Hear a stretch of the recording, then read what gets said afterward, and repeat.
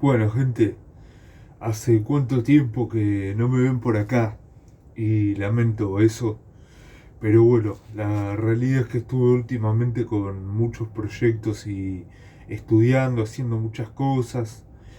eh, y bueno, así que no le dejé esto relegado y no seguí subiendo videos por ahora.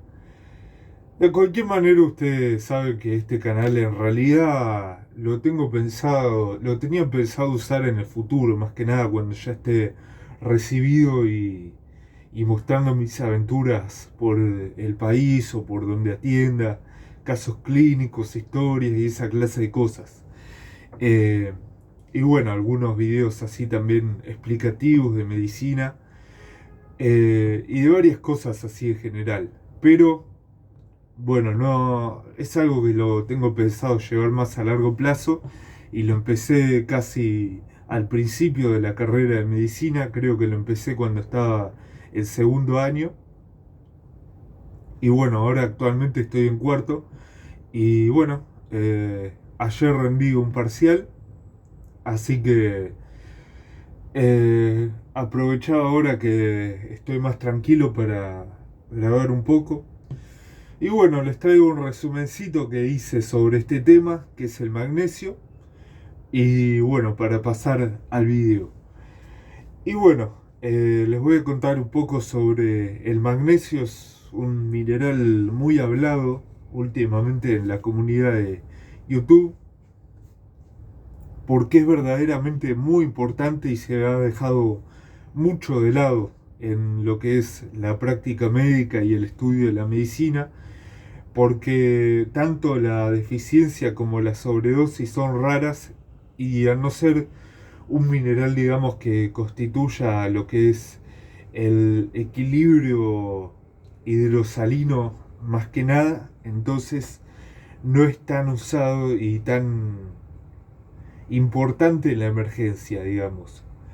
Por lo tanto, se ha dejado relegado, pero sin embargo es un mineral que interviene en muchas enfermedades de las cuales todavía la medicina no conoce bien la manera en la que intervienen estas enfermedades. Y ahora es que les voy a contar un poco. Bueno, primero hay que decir que es uno de los elementos más abundantes en la Tierra y una de las sales más importantes en el mar. El segundo catión más abundante en el agua de mar, según dice mi propio resumen. Voy a andar macheteándome bastante porque bueno, no lo tengo todo memorizado y tampoco me quiero olvidar de las cosas importantes.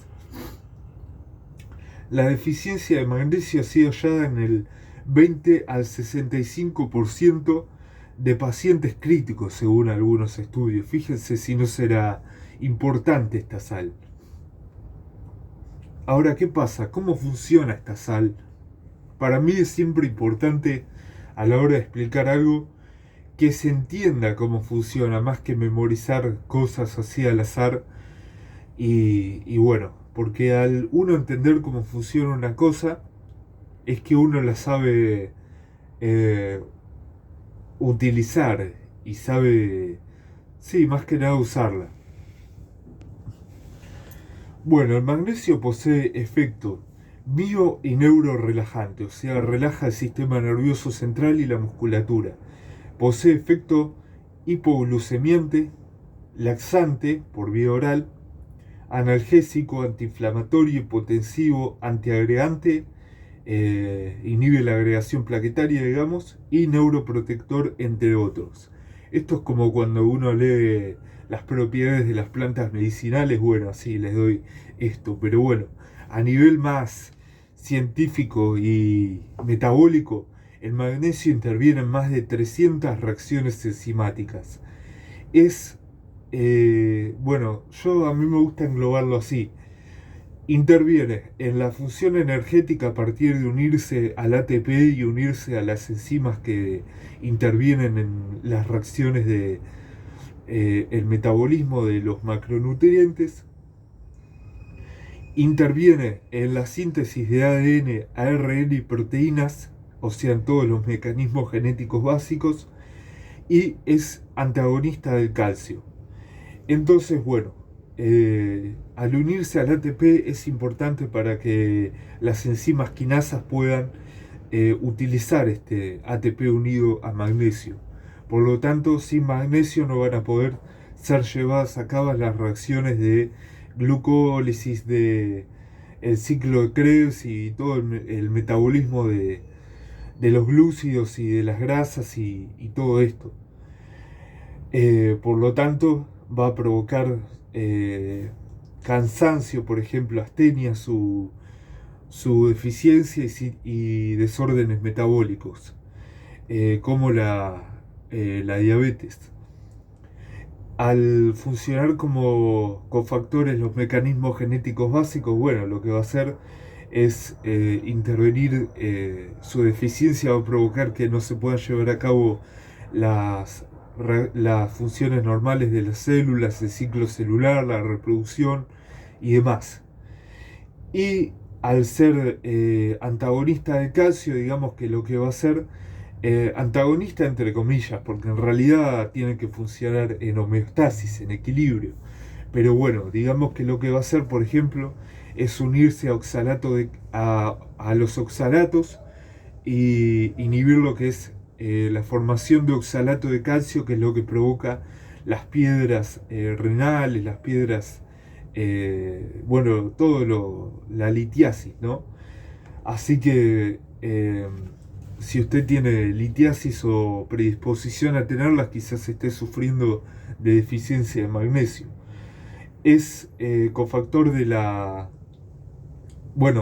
antagonista de los canales de los receptores de glutamato en el sistema nervioso central, que, bueno, si están sobreactivados generan esto es un trabalengua, loco. Hiperexcitabilidad y excitotoxicidad. Ahí está. Y bueno, otras cosas que hace es cofactor de la bomba sodio-potasio. Por lo tanto, esto, para los que saben, se imaginarán todo lo importante que es cuando uno tiene una isquemia, por ejemplo, una falta de irrigación. Lo primero que deja de usar y lo primero que provoca lesión celular es que la bomba sodio-potasio no funciona al nivel que debería estar funcionando. Esto genera edema celular, genera daño celular. Y bueno, por lo tanto, ante una isquemia, una ACV, un infarto, puede ser muy propicio administrar magnesio por vía intracelular. También, bueno, esto genera que las células no se puedan volver a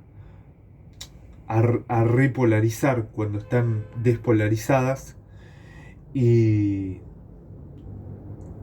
bueno, dificulta la repolarización y dificultando que se puedan volver a despolarizar consecuentemente.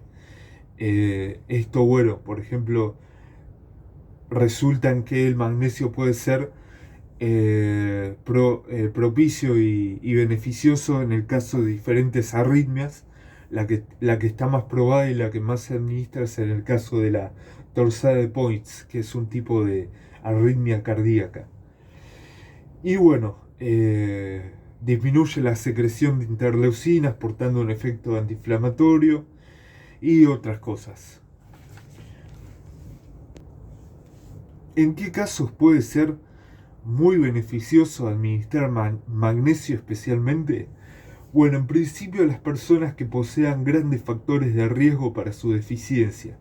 Sonda nasogástrica o nutrición parenteral por tiempos prolongados, desnutrición, malabsorción, alcoholismo, uso de algunos diuréticos como la furosemida, nefropatías, en especial en las túbulos intersticiales, pacientes de quimioterapia.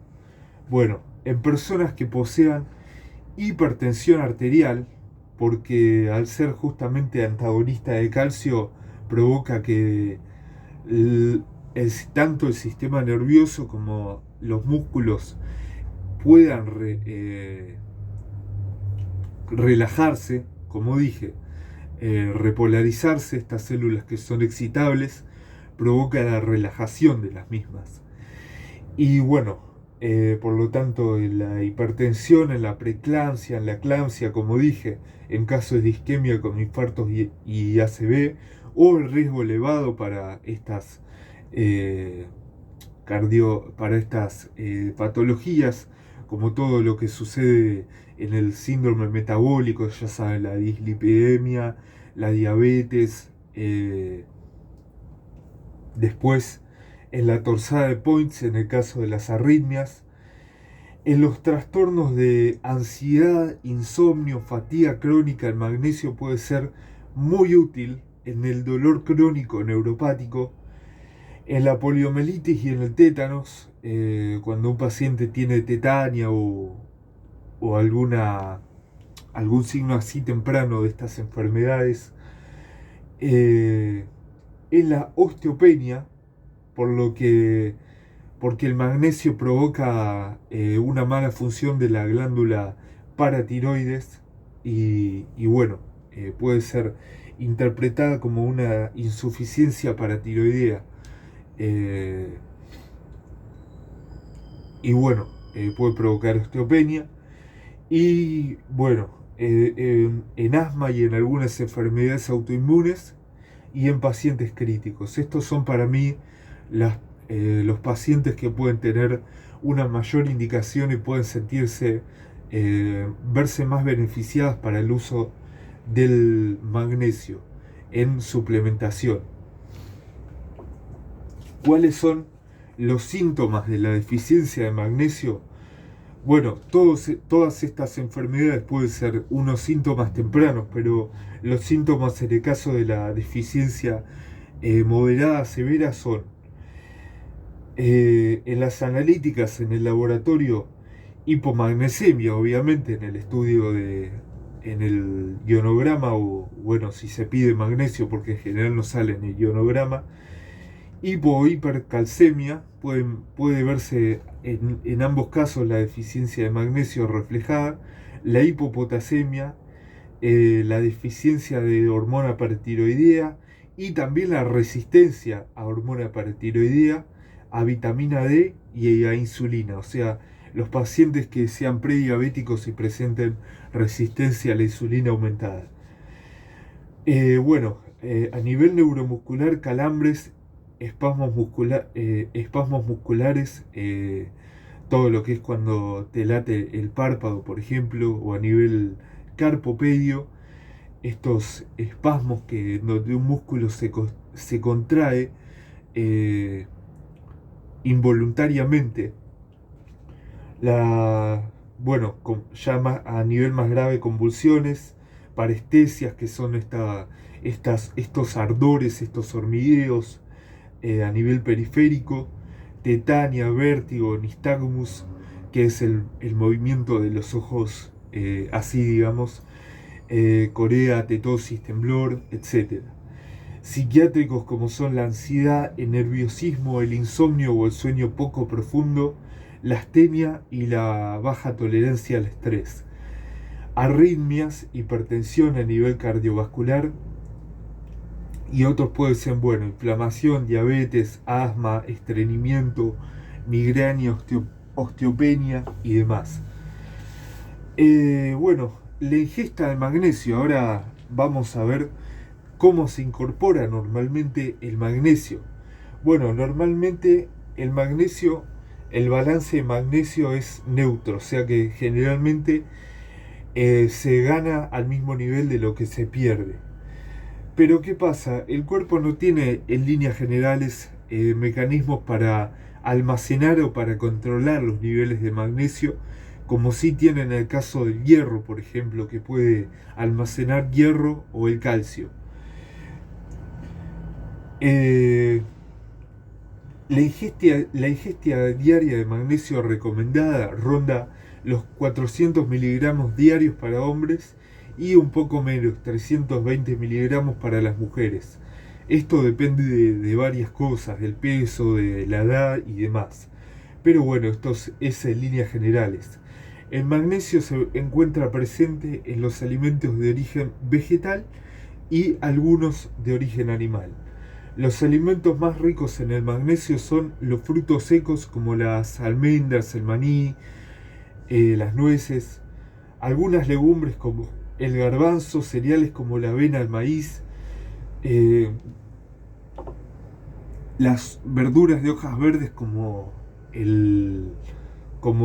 la acelga y la espinaca, eh, bueno, algunas semillas como el lino, también el cacao presenta buenos niveles de magnesio bastante aprovechables. Y de origen animal, los pescados, los lácteos y curiosamente los caracoles contienen una cantidad exorbitante de magnesio, bastante grande. Igual ninguno de estos alimentos supera los 200-250 miligramos cada 100 gramos. Cada 100 gramos, sí, estoy en lo correcto. Eh, la mayoría de la gente en realidad no consume los niveles adecuados de magnesio y esto sucede en gran parte porque la sobreexplotación de la tierra de la era posmoderna industrial provoca que los vegetales provengan con cada vez menores cantidades de micronutrientes en cuestión. Por eso es que la deficiencia de magnesio cada vez va a hacerse más común. También es importante recalcar que no todos los alimentos, por más que ustedes busquen la cantidad de magnesio que contienen, no todo se va a absorber igual. Y esto depende también de la cocción en cierta medida. De esto ya me gustaría estudiar y hablar un poco más en el futuro del tema de la cocción de los alimentos. Bueno, igual siempre es importante estos alimentos que mencioné, las verduras de hojas verdes eh, y todo lo demás, pero en especial las verduras, porque las verduras son de lo más importante, las frutas y verduras. No solamente es importante incorporarlas por el magnesio, sino que también contienen otros niveles de micronutrientes. Como dije, en esta era en donde los alimentos cada vez tienen menores micronutrientes, es importante buscar en la dieta la mayor cantidad de ellos, no concentrarse tanto quizás en los macronutrientes como siempre se concentra en las principales dietas, sino en incorporar la mayor cantidad de micronutrientes posible. Pero en el caso de que ustedes hayan presentado estas patologías o el riesgo de tenerlas que les mencioné en un principio, puede ser beneficiosa su suplementación. ¿Cómo se suplementa el magnesio? Bueno, como dije, superando en el consumo diario estos 400 miligramos diarios recomendados. Pero ¿qué pasa? No todos los suplementos tampoco se absorben con la misma facilidad y con la misma efectividad. Y hay algunos consejos que uno puede utilizar para incorporar mejor el magnesio a la hora de la suplementación por vía oral. Bueno, ¿cómo uno sabe cuándo no está aprovechando el magnesio que uno consume? Cuando este pasa a tener efecto laxante, pasa a absorber agua, a retener agua en el intestino y a provocar heces más blandas, más líquidas, por ejemplo, o ir en mucha cantidad de veces al baño, por ejemplo. Pero bueno, tiene cierta tolerancia al magnesio, quizás a ustedes les cause eso al principio, pero después se va a empezar a absorber mejor de cualquier manera. El magnesio no viene siempre de la misma forma, viene en diferentes formas.